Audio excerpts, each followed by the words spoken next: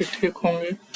आज मैं आप लोग के सामने एक नया वीडियो के साथ जो कि हेलो दोस्तों, कैसे हैं आप लोग? आशा करते हैं कि ठीक होंगे।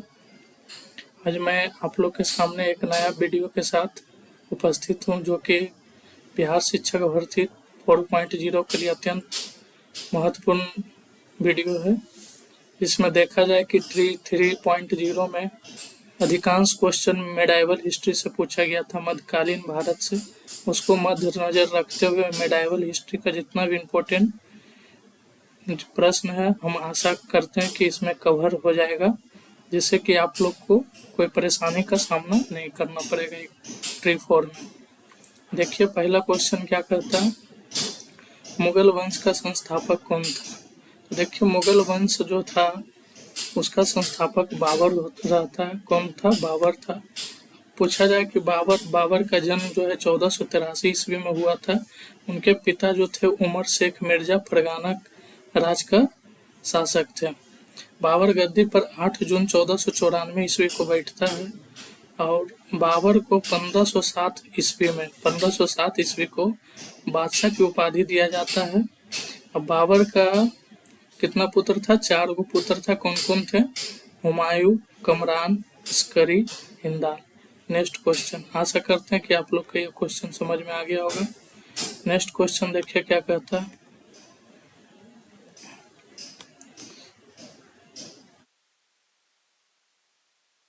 Next question,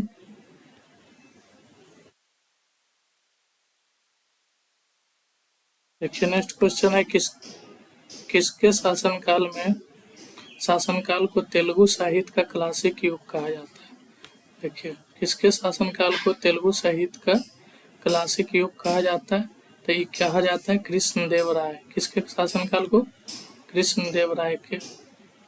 Krishnadevaraya. अब देखिए, इसमें कृष्णदेवराय हो जाएगा सी नंबर आंसर।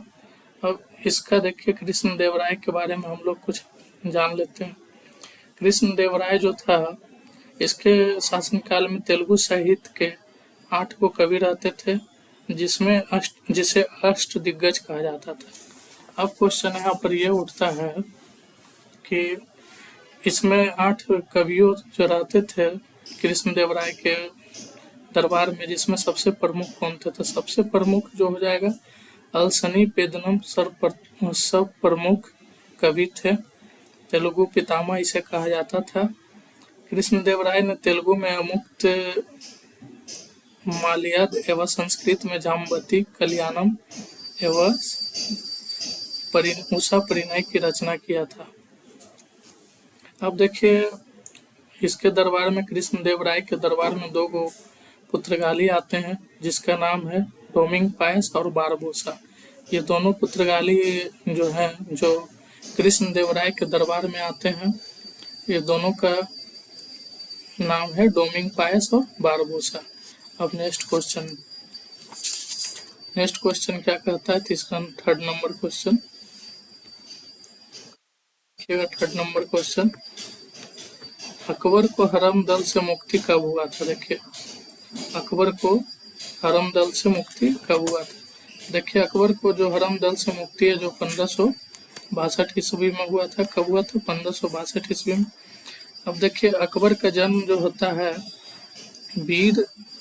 बिरसाल के महल में, राजा बिरसाल के महल में होता है। हमीदा बानो बेगम के गर्भ में होता है, क्योंकि देखा था आप लोग कि हुमायूं और शेरशाह सूरी के बीच में बहुत सारा युद्ध हुआ था, बेलग्राम का युद्ध, जिसके कारण हुमायूं भाग जाता है, तो बिरसाल के महल में ही रहता है। हमीदा बानो बेगम रहती है, जिसके कारण राजा बिरसाल के महल में ही इसका अकबर का जन्म होता है। महान राजा था, जो कि 15 अक्टूबर 1542 ईस्वी को जन्म होता है। राज्याभिषेक 14 फरवरी 1556 ईस्वी में पंजाब के कलानौर में होता है, जो कि बीपीएससी ट्री में पूछा गया था क्वेश्चन कि अकबर का राज्याभिषेक कहाँ हुआ था? तो पंजाब के कलानौर में हुआ था। बैरम खां इसका संरक्षक था। कौन था? बैरम खां, जो कि बदख्शा के निवासी था। कहाँ का निवासी था? बदख्शा का निवासी था। और देखिए, बैरम खां को प्यार से अकबर लोग खानी बाबा के नाम से बुलाते थे, इसलिए 1562 में हरमदल से मुक्ति पाया था अकबर। नेक्स्ट क्वेश्चन देखिएगा। चैनल को भी आप लोग सब्सक्राइब करते जाइएगा जो भी नए हैं चैनल पे, जिससे कि आगे बहुत ही आप लोग के लिए महत्वपूर्ण वीडियो ला के देंगे, जिससे कि दिक्कत का सामना ना हो एग्जाम में। देखिए अब क्या है, सर्वप्रथम जजिया कर वसूलना कौन सा शासक ने प्रारंभ किया था। देखिए सर्वप्रथम जो जजिया कर है जो वसूलना सबसे पहले मीर कासिम ने किया था, मोहम्मद बिन कासिम, जो 712 ईस्वी में सिंध, किसने किया था, मीर कासिम ने किया था, जो कि 712 ईस्वी में सिंध का हत्ती था, राजा था। अब देखिए सिंध पर आक्रमण किया था, सॉरी। देखिए फिरोज शाह तुगलक जो था ब्राह्मणों पर भी जजिया कर लगा रहे, हम लोग कर के बारे में हम लोग कुछ जान लेते हैं। पूछे और जजिया कर ब्राह्मणों पर सबसे पहले किसने लगाया था, तो फिरोज शाह तुगलक ने। अब देखिए 1564 ईस्वी में अकबर जब शासक बनता है मुगल का, तो उन्होंने जजिया कर को समाप्त कर देता है। कब कर देता है, 1564 ईस्वी में।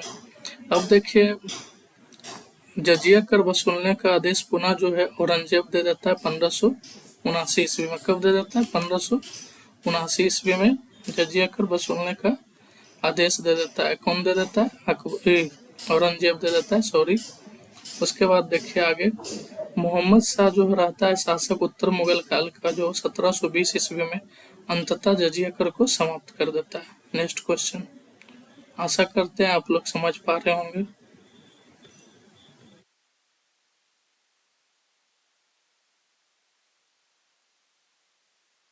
अब देखिए क्या है,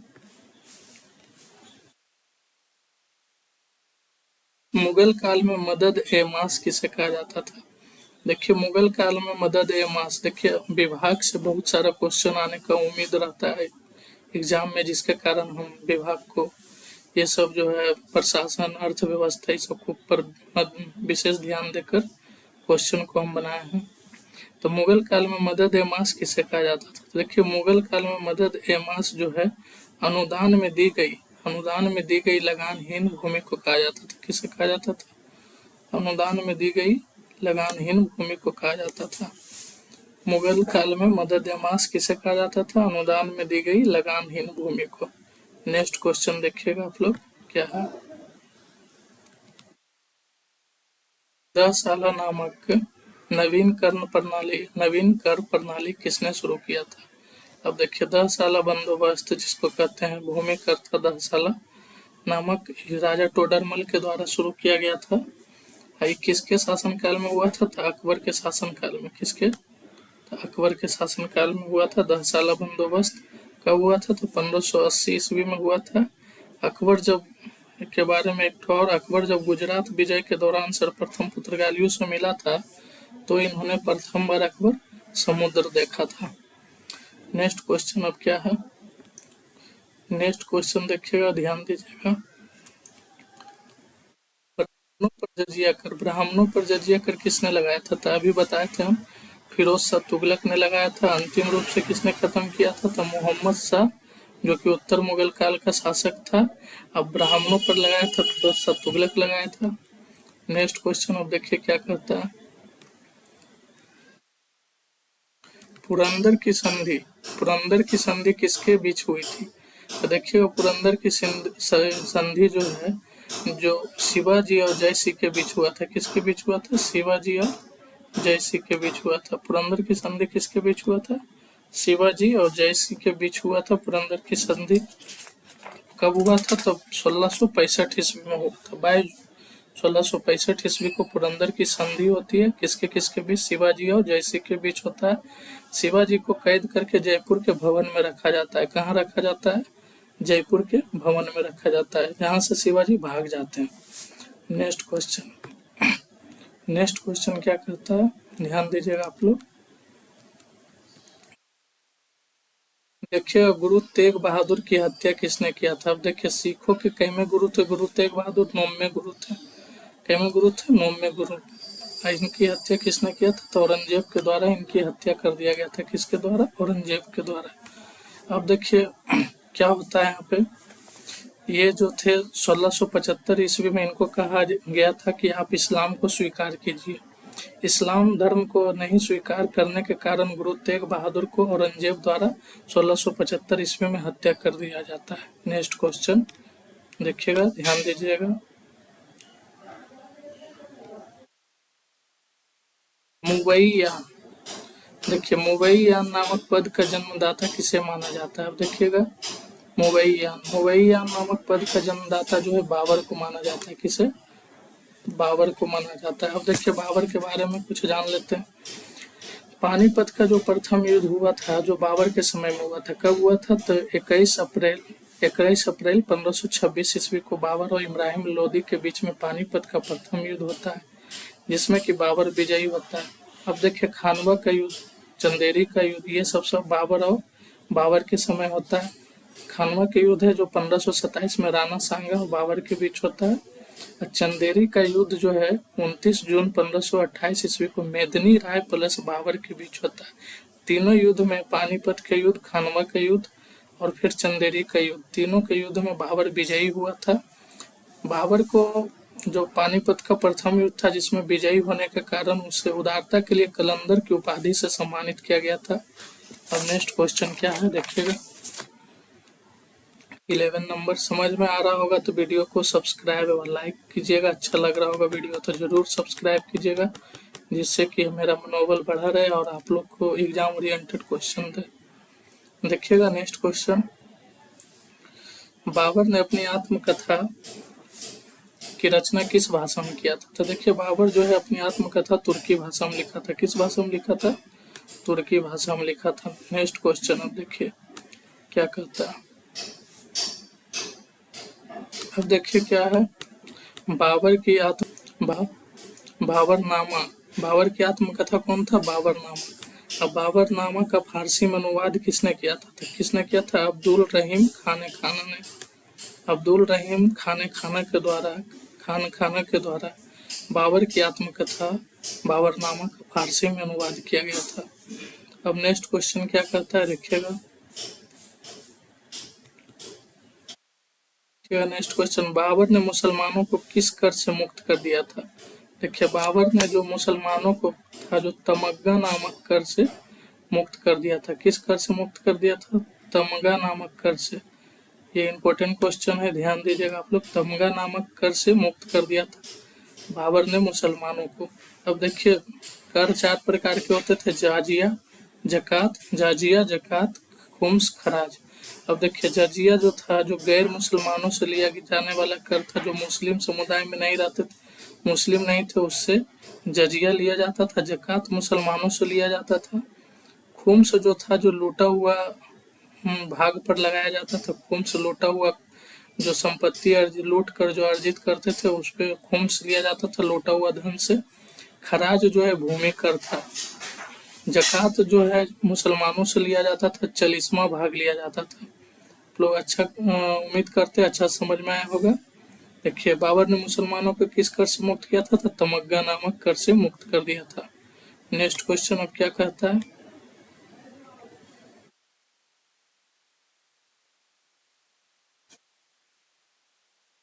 नेक्स्ट क्वेश्चन है देखिए,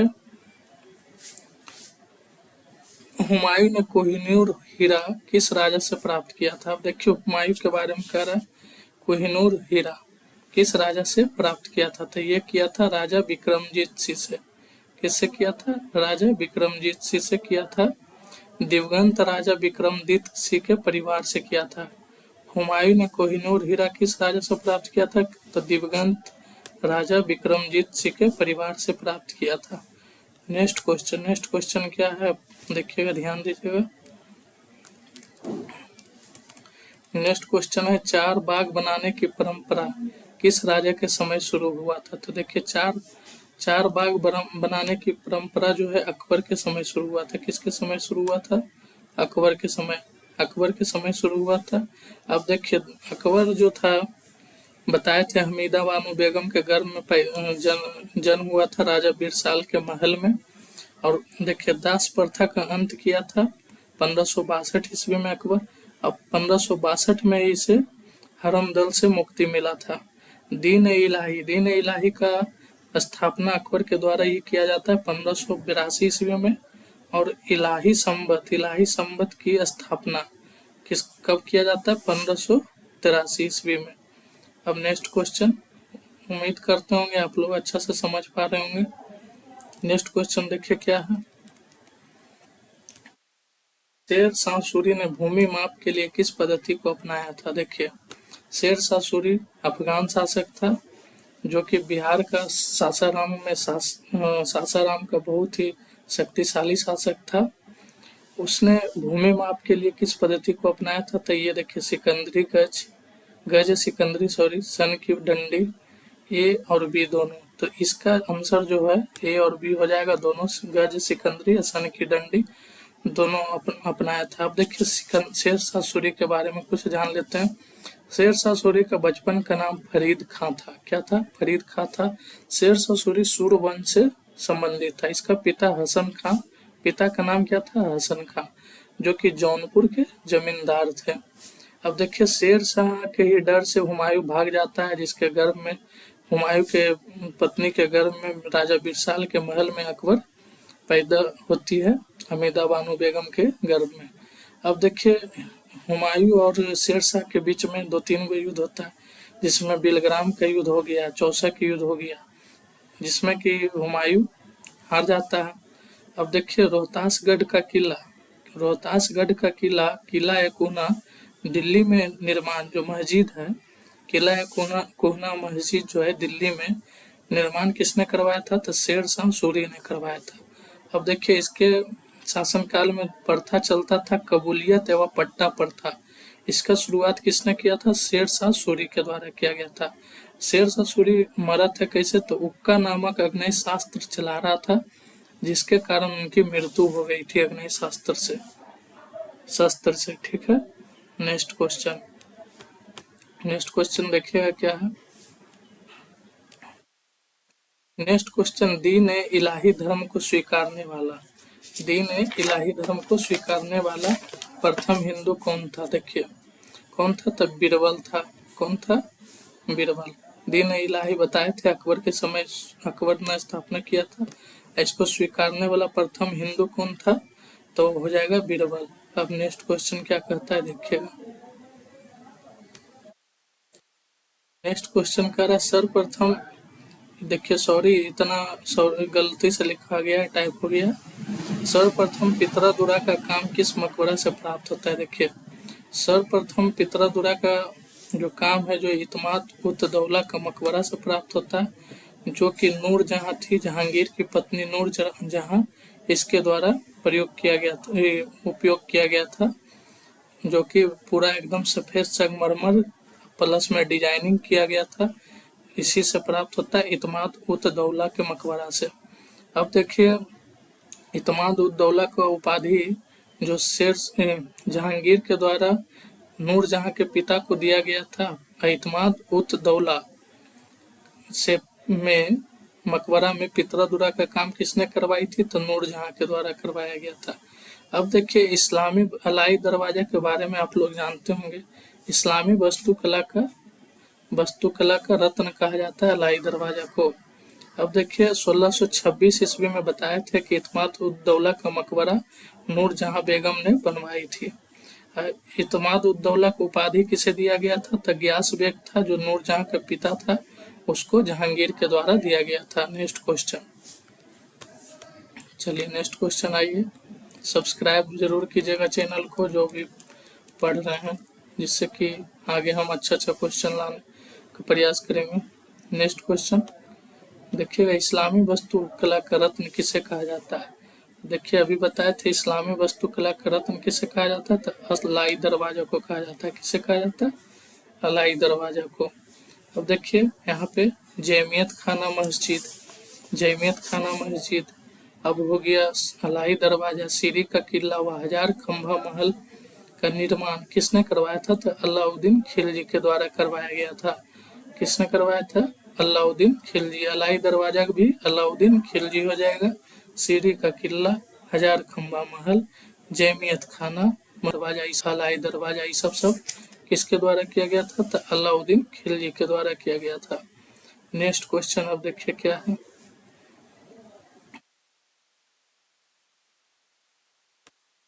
नेक्स्ट क्वेश्चन, मयूर सिंहासन। देखिएगा यहाँ तक तो हो गया था। मयूर सिंहासन का निर्माण किसने करवाया था? तो देखिएगा मयूर सिंहासन का निर्माण जो है शाहजहां के द्वारा करवाया गया था। किसके द्वारा? शाहजहां के शासन काल में करवाया गया था, शाहजहां के द्वारा। अब देखिएगा मयूर सिंहासन के बारे में, तो मुख्य कलाकार था मयूर सिंहासन का जो उसका नाम था बादल खां।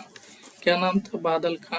अब देखिएगा बादल खां जो कलाकार था मयूर सिंहासन का निर्माण करने वाला, शाहजहां के शासनकाल में किया गया था। अब देखिएगा पूछेगा आप लोग से ताजमहल, ताजमहल का निर्माण किस कलाकार ने किया था? वास्तुकार कौन था? तो इसका हो जाएगा उस्ताद अहमद लाहौरी।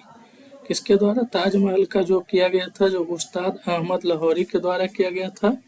अब मयूर सिंहासन जो है जो बादल खां के द्वारा किया गया था।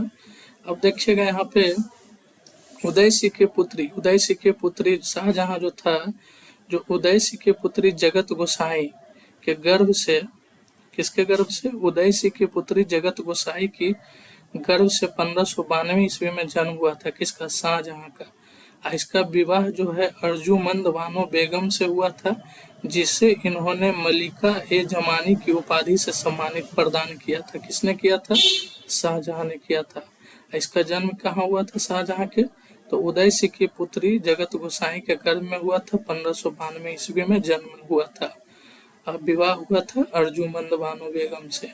नेक्स्ट क्वेश्चन देखिएगा क्या कह रहा है।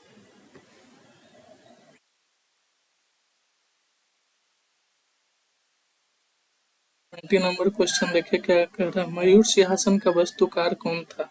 तो अभी हम बता चुके हैं मयूर सिंहासन का वास्तुकार कौन था, तो बादल खां था। कौन था? बादल खां था।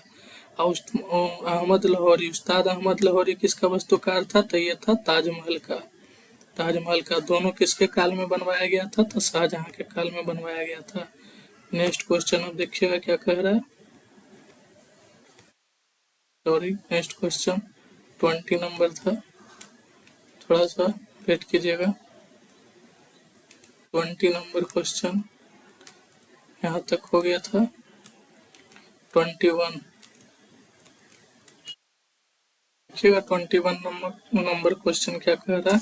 ताजमहल का निर्माण करने वाला कलाकार कौन था? तभी बता चुके हैं कौन था ताजमहल का निर्माण करने वाला। उस्ताद अहमद लाहौरी। कौन किया था? उस्ताद अहमद लाहौरी ने किया था। अब बादल खां मयूर सिंहासन का निर्माण किया था। दोनों किसके काल में हुआ था? शाहजहां के काल में हुआ था, शासन काल में। अब नेक्स्ट क्वेश्चन क्या कह रहा है देखिएगा। आशा करते हैं आप लोग को पसंद आ रहा होगा ये वीडियो। लाइक एवं सब्सक्राइब करते जाएं। अब देखिए विजयनगर साम्राज्य का क्वेश्चन है सब। देखिए क्या कह रहा है। इटली के निकोला कोंटी किसके दरबार में आया था? सॉरी, 2 बार टाइप हो गया। किसके दरबार में आया था? तो देखिए इटली का जो रहने वाला था निकोला कांटी, जो कि देवराय प्रथम के दरबार में आया था। किसके दरबार में? देवराय प्रथम के दरबार में आया था। निकोला कोंटी जो था, जो दास प्रथा के बारे में विस्तृत वर्णन किया था आकर देवराय प्रथम के दरबार में। अब देखिए देवराय प्रथम के बारे में कुछ जानते हैं। देवराय प्रथम जो है तुंगभद्रा नदी पर बांध बनवाया था, जिससे कि जल की कमी दूर हो सके। उसके बाद देखिए सिंचाई के लिए हरिद्रा नदी पर भी बांध बनाया था। देखिए जल की कमी दूर करने के लिए तुंगभद्रा नदी पर बांध किसने बनवाया था? देवराय प्रथम ने। अब सिंचाई के लिए हरिद्रा नदी पर बांध किसने बनवाया था? देवराय प्रथम। अब देखिए देवराय प्रथम के समय निकोला कोंटी जो इटली का यात्री था, जो कि देवराय प्रथम के दरबार में आता है, और इसने दास प्रथा के बारे में विस्तृत वर्णन किया था। ठीक है। नेक्स्ट क्वेश्चन देखिएगा क्या कह रहा है। 23 नंबर। किस विजयनगर शासक के समय पुलिस वालों का वेतन, देखिए किस विजयनगर शासक के समय पुलिस वालों का वेतन वेश्यालय के आय से दिया जाता था? तो देखिएगा देवराय द्वितीय जो थे, उनके शासन काल में जो है जो पुलिस वालों का, उनके शासन में कौन आया था? तो देखिए उनके शासन काल में एक यात्री आया था जिसका नाम है अब्दुल रज्जाक। अब्दुल रज्जाक आया था, फारस के था, जो कि वर्णन करता है कि देवराय द्वितीय शासन कर रहा था विजयनगर में उस टाइम, जब अब्दुल रज्जाक आता है भारत से के यात्री था। तो क्या कहता है कि विजयनगर में पुलिस वालों का वेतन जो है, जो वैशाल्य के आय से दिया जा रहा था उस टाइम, वही देखकर देवराय द्वितीय के समय अब्दुल रज्जाक ने बोला था कि वैशाल्य के आय से विजयनगर के शासक के समय पुलिस वालों को वेतन दिया जाता था। अब नेक्स्ट क्वेश्चन है, देखिए देवराय द्वितीय के बारे में कुछ जान लेते हैं। देवराय द्वितीय जो था, इसे इमाडी देवराय कहा जाता था या जग बेटकर कहा जाता था। जग बेटकर मतलब हाथियों का शिकारी। अब देखिए अब्दुल रज्जाक किसके शासनकाल में आया था विजयनगर, ये तो अभी बता चुके हैं। तेलुगु कवि जो है श्रीनाथ, क्यों तेलुगु कवि श्रीनाथ जो है, जो देवराय द्वितीय के दरबार में रहते थे। कौन रहते थे? तेलुगु कवि श्रीनाथ। अब देखिए देवराय द्वितीय जो है संस्कृत ग्रंथ महानाटक सुधानिधि एवं ब्रह्म सूत्र पर भाष्य लिखे हैं। कौन लिखे हैं? देवराय द्वितीय जो है, जो संस्कृत ग्रंथ महानाटक सुधानिधि एवं संस्कृत ग्रंथ ब्रह्म सूत्र पर भाष्य लिखे हैं। ठीक है, नेक्स्ट क्वेश्चन आइए।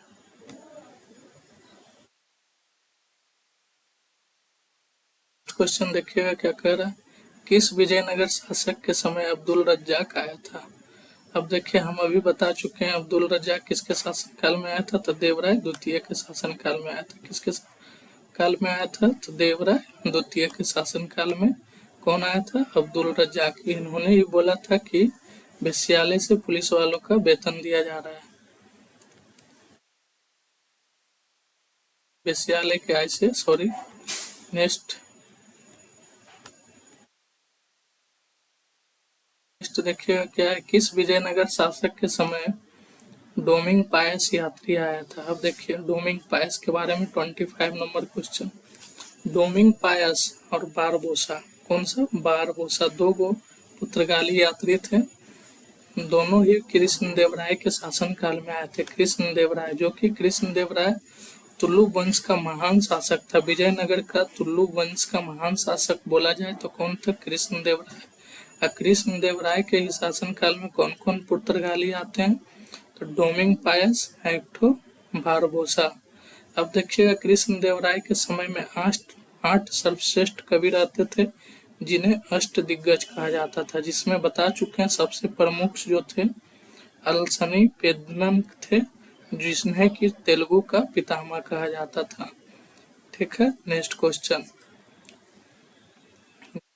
देखिएगा क्या है,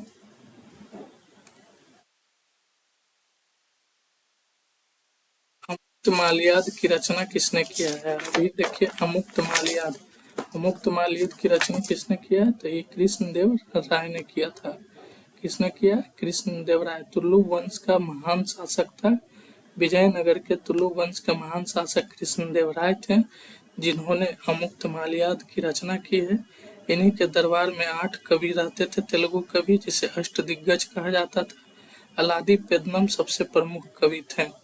अब देखिए कृष्णदेव राय की रचना देख लीजिएगा। अमुक्त माल्याद जो है कृष्णदेव राय ने किया है, लेकिन संस्कृत में जाम्बती कल्याणम एवं उषा परिणय की रचना भी कृष्णदेव राय के द्वारा किया गया है।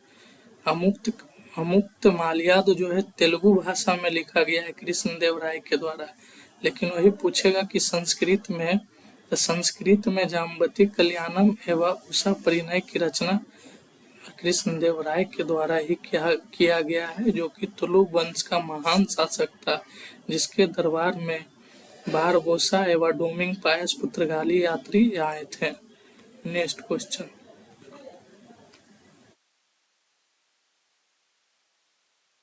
देखिएगा 27 नंबर क्वेश्चन, किस विजयनगर शासक को जगबेटकर कहा गया। अब देखिएगा जगबेटकर, तो जगबेटकर किसे कहा गया? देवराय द्वितीय को कहा गया। किसे कहा गया? देवराय द्वितीय को कहा गया जगबेटकर। किस विजयनगर शासक को जगबेटकर कहा गया? देवराय द्वितीय को, जिसे कहते हैं जगबेटकर। मतलब क्या होता है? हाथियों का शिकारी करने वाला, हाथियों का शिकारी करने वाला। इसके बारे में बता चुके हैं कि इसी के शासनकाल में वेश्यालय के आय से पुलिस वालों का वेतन दिया जाता था। नेक्स्ट क्वेश्चन ध्यान दीजिएगा आप लोग, वीडियो को सब्सक्राइब करते जाइएगा अगर समझ में आ रहा होगा तो। देखिएगा, किस विजयनगर शासक को जगवेटकर, रिपीटेड क्वेश्चन है, इसका हो जाएगा देवराय द्वितीय। नेक्स्ट क्वेश्चन देखिएगा, तुर्कान चिहलगानी। देखिएगा, पहले तुर्कान चिहलगानी का संगठन किसने तैयार किया था, तो इसके बारे में हम लोग जान लेते हैं। इसको जो है जो इल्तुतमिश के द्वारा तैयार किया जाता है, जिसको 40 गुलामों का सरदार कहा जाता है। तुर्कान चिहलगानी 40 गुलामों का सरदार, इसको तैयार किसने किया था, तो इल्तुतमिश के द्वारा तैयार किया जाता है। अब देखिए इल्तुतमिश के बारे में कुछ जान लेते हैं।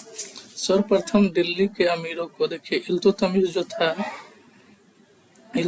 जो था 40 गुलामों का तुर्कान चिहलगानी संगठन का तैयार किया था, लेकिन इसका अंत जो है बलबन के द्वारा कर दिया गया था।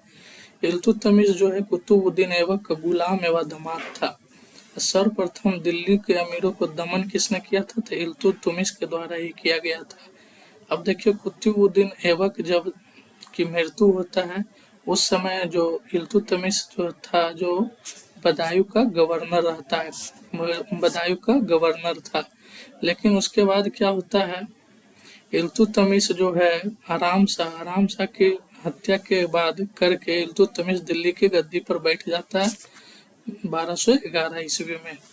देखिए, बदायूं का गवर्नर था, उसके बाद आराम शाह की हत्या करने के बाद, सल्तनत काल के शासक आराम शाह की हत्या करने के बाद दिल्ली की गद्दी पर इल्तुतमिश बैठ जाता है। अब देखिए क्या होता है, इन्होंने क्या किया था, 1229 ईस्वी में बगदाद के खलीफा ने इसे सुल्तान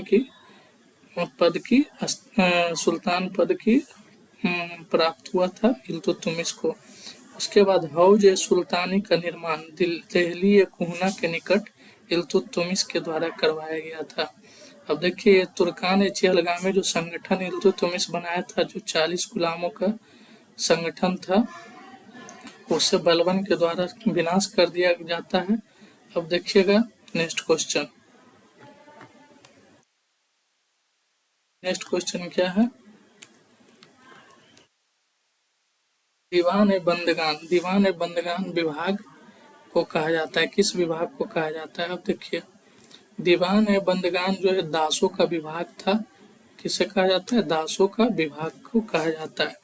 अब देखिए, दासों का विभाग, ये दीवान बंदगान जो है फिरोज शाह तुगलक के द्वारा तैयार किया गया था, एक दासों का विभाग था। और सर्वप्रथम सबसे अधिक दास मतलब 1,80,000 दास जो है, जो फिरोज शाह तुगलक के दरबार में रहते थे, इसलिए दास विभाग, दीवान बंदगान विभाग दासों का विभाग है, जो कि फिरोज शाह तुगलक के द्वारा तैयार किया गया था। नेक्स्ट क्वेश्चन, तुगलक वंश का शासक था फिरोज शाह तुगलक। अब देखिए नेक्स्ट क्वेश्चन क्या कह रहा है। नेक्स्ट क्वेश्चन 30 नंबर, दीवान इस्तिहाक किस विभाग को कहा जाता था। देखिए, दीवान इस्तिहाक भी है, जो फिरोज शाह तुगलक के द्वारा ही तैयार किया गया था, बनाया गया था दीवान इस्तिहाक, जो कि पेंशन विभाग है। कौन सा विभाग है, पेंशन विभाग है। दीवान इस्तिहाक पेंशन विभाग है, फिरोज शाह तुगलक के द्वारा तैयार किया गया था। अब नेक्स्ट क्वेश्चन देखिए, ये सब जरूर ध्यान दीजिएगा, ये सब क्वेश्चन जो कि एग्जाम में बहुत ज़्यादा पूछा जाता है। दीवान खैरात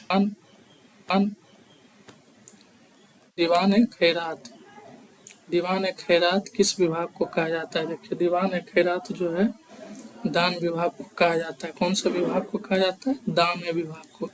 अनाथ बच्चे एवं विधवा महिलाओं को दान प्रदान करना या मदद प्रदान करना ही दीवान खैरात विभाग कहा जाता है। इसका भी फिरोज शाह तुगलक के द्वारा ही के शासनकाल में ही दीवान खैरात विभाग जो है प्रचलित थी, इसे फिरोज शाह तुगलक के द्वारा ही स्थापना किया गया था, कह सकते हैं हम लोग।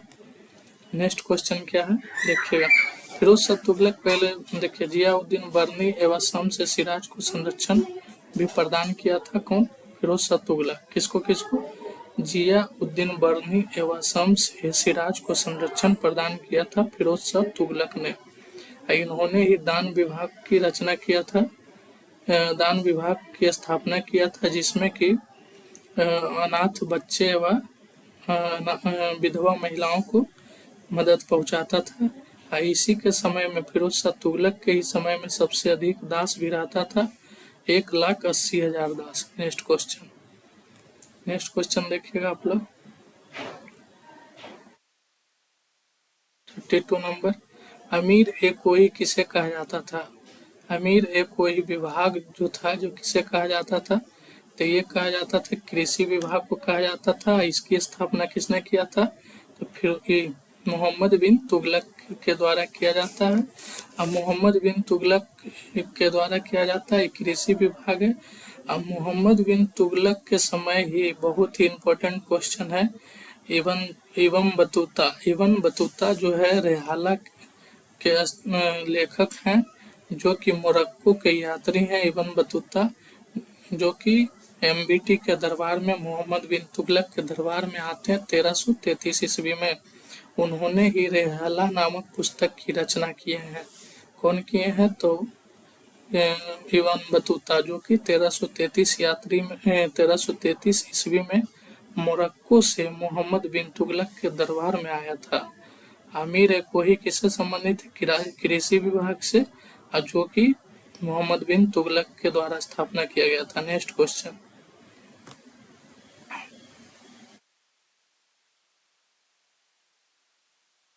बरीद ए मुमालिक किसे कहा जाता है? देखिए बरीद ए मुमालिक, तो बरीद ए मुमालिक जो है गुप्तचर विभाग का जो प्रमुख अधिकारी होता था उसे बरीद ए मुमालिक कहा जाता था, जिसे बरीद ए मुमालिक कहा जाता था। गुप्तचर विभाग का प्रधान अधिकारी को बरीद ए मुमालिक कहा जाता था।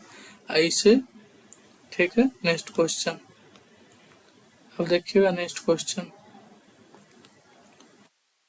अरीज ए मुमालिक, अरीज ए मुमालिक, अरीज ए मुमालिक किसे कहा जाता था? देखिए अरीज ए मुमालिक जो था, जो सेना विभाग के प्रधान को कहा जाता था। किसे कहा जाता था? सेना विभाग के प्रधान को कहा जाता था, जैसे दीवान ए अर्ज भी कह सकते हैं। अरीज ए मुमालिक को दीवान ए अर्ज भी हम लोग कह सकते हैं। इसकी जो दीवान ए अर्ज विभाग की स्थापना जो है बलबन के द्वारा किया गया था। किसके द्वारा? बलबन। और बलबन जो है उलूग खां की भी उपाधि से भी बलबन के द्वारा ही धारण किया गया था। रक्त एवं लौह की नीति भी बलबन के द्वारा अपनाया गया था। Next question, 35 number question. Video को लाइक एवं सब्सक्राइब करते जाएंगे जो भी देख रहे होंगे।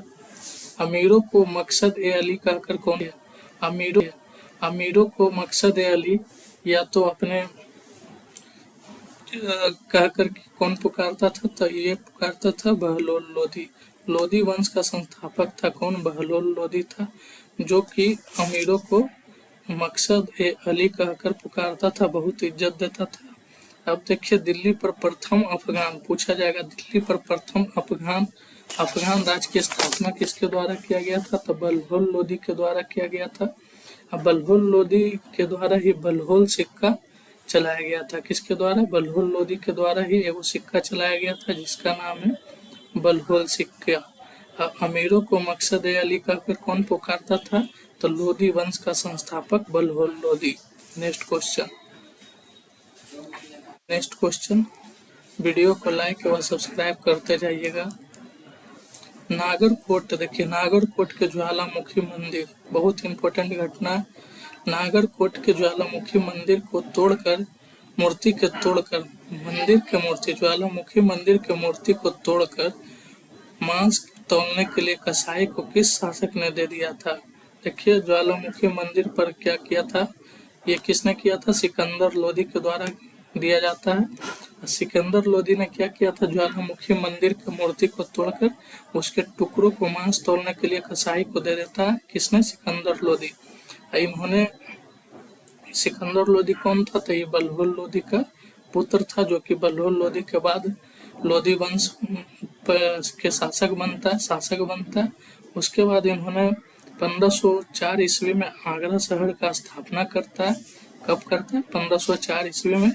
उसके बाद आगरा को नई राजधानी बनाता है। आगरा को क्या बनाता है? नई राजधानी बनाता है। कौन बनाता है? तो सिकंदर लोधी। उसके बाद गुलरुखी शीर्षक से फारसी कविताएं भी लिखता है। कौन? सिकंदर लोधी। गुलरुखी शीर्षक से फारसी कविताएं लिखता है सिकंदर लोधी। अब देखिए नेक्स्ट क्वेश्चन देखिएगा। ताजिया निकालना। क्या चीज? ताजिया निकालना। स्त्रियों को मयारों के पास जाना, पीरों एवं संतों के पास जाने से किस शासक ने रोक लगाया था? तो देखिए इसका भी आंसर होगा सिकंदर लोधी। अब मांस तोड़ने कौन दे दिया था ज्वालामुखी मंदिर की मूर्ति को? तो सिकंदर लोधी। उसका शासक था तो लोधी वंश का शासक था, बल्होल लोधी का पुत्र था। अब देखिए इसका सिकंदर लोधी जो था, दिल्ली का मोठ मस्जिद, इसी के समय में दिल्ली का मोठ मस्जिद, जो कि बहुत ही इंपॉर्टेंट क्वेश्चन है, दिल्ली का मोठ मस्जिद का निर्माण सिकंदर लोधी के प्रधानमंत्री जो होते हैं, जिसे मियाँ भुइया कहते हैं, 1505 ईस्वी में करवाया था। दिल्ली का मोठ मस्जिद का निर्माण किसने करवाया था? तो सिकंदर लोधी के प्रधानमंत्री मियाँ भुइया। कब करवाया था? तो 1505 ईस्वी में करवाया था। अब ताजिया निकालना, स्त्रियों को मजारों के पास जाने, पीरों एवं संतों के पास जाने से किस शासक ने रोक लगाया था? तो सिकंदर लोधी के द्वारा लगाया गया था। आगरा शहर की स्थापना किसने किया था? तो सिकंदर लोधी ने किया था। नेक्स्ट क्वेश्चन देखिएगा। नेक्स्ट क्वेश्चन क्या कहता है? 38 नंबर।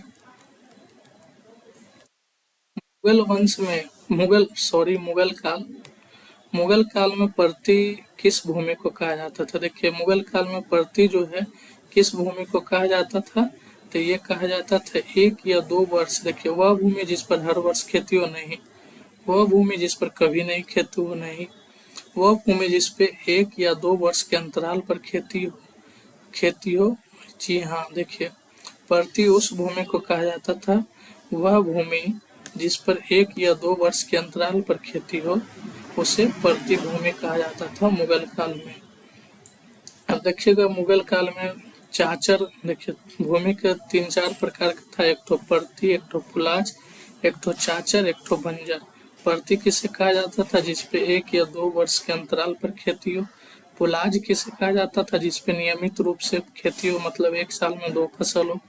अब देखिए चाचर किसे कहा जाता था? चाचर उस भूमि को कहा जाता था जिसपे 3 या 4 वर्षों के अंतराल पर खेती हो। अब बंजर भूमि किसे कहा जाता था? जिसपे कभी भी खेती ना हो, कृषि योग्य भूमि नहीं हो, उसे बंजर कहा जाता था। नेक्स्ट क्वेश्चन समझ में आ रहा होगा तो चैनल को लाइक एवं सब्सक्राइब करते जाइएगा। मुगल काल में पोलाज किस भूमि को कहा जाता था? देखिएगा पोलाज अभी बताएं, जिस पर वह भूमि जिस पर हर वर्ष खेती हो, मतलब 1 साल में 2 बार खेती, 2 फसल तैयार हो, उसे पोलाज भूमि कहा जाता था। पर्ती 1 या 2 वर्ष के अंतराल पर खेती हो, उसे पर्ती। कृषि योग्य भूमि नहीं हो, उसे बंजर। 3 या 4 वर्ष के बाद खेती हो, उसे चाचर भूमि कहा जाता था। Next question 40 number question. अब देखिए शिवाजी के समय लगान व्यवस्था को क्या कहा जाता था? देखिए 40 नंबर क्वेश्चन। शिवाजी के समय लगान व्यवस्था को चौथ कहा जाता था, सरदेशमुखी कहा जाता था, गज सिकंदरी कहा जाता था, ए और बी दोनों। देखिए इसका आंसर होगा डी नंबर, ए और बी दोनों। शिवाजी के समय जो था लगान व्यवस्था को कहा जाता था चौथ या सरदेशमुखी। अब देखिए चौथ या सरदेशमुखी किससे वसूला जाता था?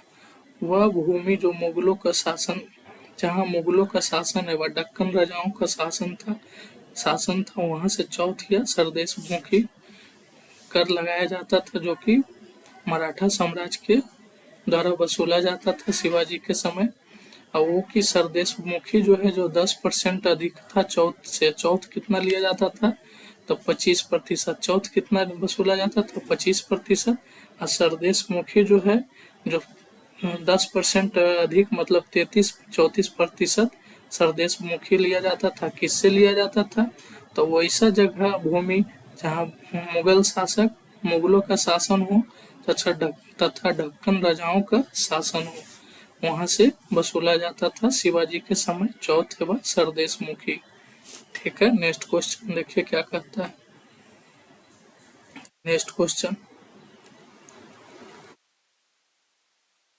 शिवाजी के आध्यात्मिक गुरु कौन थे? देखिए शिवाजी के आध्यात्मिक गुरु कौन थे? तो ये कौन हो जाएंगे? रामदास। शिवाजी के आध्यात्मिक गुरु कौन थे? रामदास थे। कौन थे? रामदास थे। अब देखिए शिवाजी के बारे में जान लेते हैं। शिवाजी जो है, शिवाजी का जन्म होता है 1627 ईस्वी में। सॉरी, जन्म नहीं, शिवाजी के गुरु थे, आध्यात्मिक गुरु रामदास थे, लेकिन गुरु कोंडदेव जो थे उनके गुरु थे। लेकिन अगर पूछेगा आध्यात्मिक गुरु पूछेगा तो रामदास हो जाएंगे। माता का नाम था जीजाबाई, पिता का नाम था सहजई भोसले। शिवाजी ने अपनी राजधानी रायगढ़ को बनाया था। फिर से शिवाजी का आध्यात्मिक गुरु रामदास थे, ऐसे गुरु थे कुंडदेव, माता थे जीजाबाई, पिता थे सहजी भोसले। इन्होंने अपनी राजधानी रायगढ़ को बनाई थी। नेक्स्ट,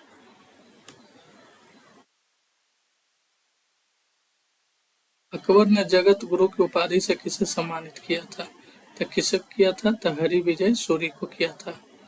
अकबर ने जगत गुरु की उपाधि से किसे सम्मानित किया था? तो हरि विजय सूरी को सम्मानित किया था। अब देखिए नेक्स्ट क्वेश्चन। नेक्स्ट क्वेश्चन आइए क्या कह रहा है। दिल्ली के लाल किला में मोती मस्जिद का निर्माण किसने करवाया था? देखिए दिल्ली के लाल किला में मोती मस्जिद का निर्माण औरंगजेब के द्वारा किया जाता है। किसके द्वारा किया जाता है? औरंगजेब के द्वारा करवाया जाता है। औरंगजेब, जिसे जिंदा पीर भी कहा जाता था। औरंगजेब को क्या कहा जाता था? जिंदा पीर। इन्हीं के द्वारा दिल्ली के लाल किला में मोती मस्जिद का निर्माण करवाया गया था। नेक्स्ट क्वेश्चन देखिए। नेक्स्ट क्वेश्चन क्या कहता है? जिंदा पीर किसे कहा जाता है? तो देखिए जिंदा पीर अभी बता चुके हैं, औरंगजेब को कहा जाता है। किसे कहा जाता था? औरंगजेब को कहा जाता था। सिख के 9वें गुरु तेग बहादुर की हत्या किसने किया था इस्लाम नहीं कबूलने के कारण? तो औरंगजेब के द्वारा किया गया था। नेक्स्ट क्वेश्चन 45 नंबर, फ्रांकाइस वर्नियन किसके चिकित्सक थे? देखिए बहुत ही अच्छा क्वेश्चन है। फ्रांकोइस वर्नियन किसके चिकित्सक थे? तो ये औरंगजेब के चिकित्सक थे, जो कि फ्रांस के निवासी थे, औरंगजेब के चिकित्सक थे। नेक्स्ट क्वेश्चन, आगरा के जमा मस्जिद का निर्माण किसने किया था? आगरा के जमा मस्जिद का निर्माण किसने करवाया था? तो देखिए इसका आंसर जो है औरंगजेब, सॉरी शाहजहां हो जाएगा। आगरा के जमा मस्जिद का निर्माण किसने करवाया था? तो शाहजहां के द्वारा करवाया गया था। Next question. नेक्स्ट क्वेश्चन क्या कह रहा है देखिएगा। हजरत आला की उपाधि किसने धारण किया था? तो देखिए अभी शेरशाह सूरी के बारे में जान रहे थे, बता रहे थे। इन्होंने ही हजरत आला की उपाधि धारण किया था और उक्का नामक अग्नेयास्त्र चलाने के कारण इनकी मृत्यु हो गई थी, जो कि हुमायूं को पराजित किया था बिलग्राम के युद्ध में, चौसा के युद्ध में। इसी के डर से हुमायूं भाग गया था। Next question. नेक्स्ट क्वेश्चन देखिएगा क्या कह रहा है।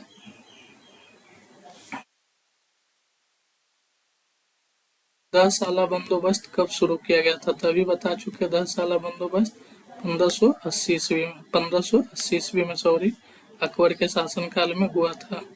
अब देखिएगा नेक्स्ट क्वेश्चन, इब्न बतूता किसके दरबार में आया था? तो ये आया था किसके दरबार में? तो मोहम्मद बिन तुगलक के दरबार में आया था। रेहाला का लेखक था। रेहाला का लेखक था और मोरक्को यात्री था। Next question 50 number, last question, Navroz उत्सव मनाना किसने शुरू किया था? तो किसने शुरू किया था? तो ये बलबन के द्वारा शुरू किया गया था। इसे उलुग खां की उपाधि से दिया गया था। रक्त एवं लहू की नीति भी बलबन ने ही अपनाया था। ठीक है, इसी के साथ धन्यवाद। मैं वीडियो को यहीं पे समाप्त करता हूँ। आशा करता हूँ वीडियो को अच्छा से समझ में आया होगा आप लोग को, इसलिए चैनल को लाइक एवं सब्सक्राइब करके